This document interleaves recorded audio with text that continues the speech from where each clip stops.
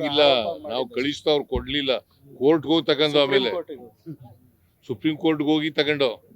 Sir ತಾವು ಸಾಕಷ್ಟು ಜನರಿಗೆ ಸೌಲಭ್ಯಗಳು ಕೊಡ್ತಾ ಇದೀರಿ, ಬಿಪಿಎಲ್ ಕಾರ್ಡ್ನಲ್ಲಿ ಅನರ್ಹರ ಸಂಖ್ಯೆನೇ ಜಾಸ್ತಿ ಇರೋದು ಅಂತ. ಯಾರು ಬಿಪಿಎಲ್ ಹೋಲ್ಡರ್ ಸರ್, ಅದಕ್ಕೆ ಅರ್ಹರು ಯಾರನ್ನು ತೆಗಿಬಾರ್ದು, ಅನರ್ಹರಿಗೆ ತೆಗೆದಾಕ್ಬೇಕು.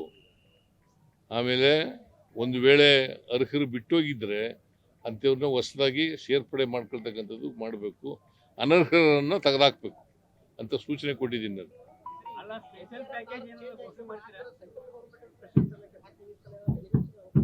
ಇಲ್ಲಿಗೆ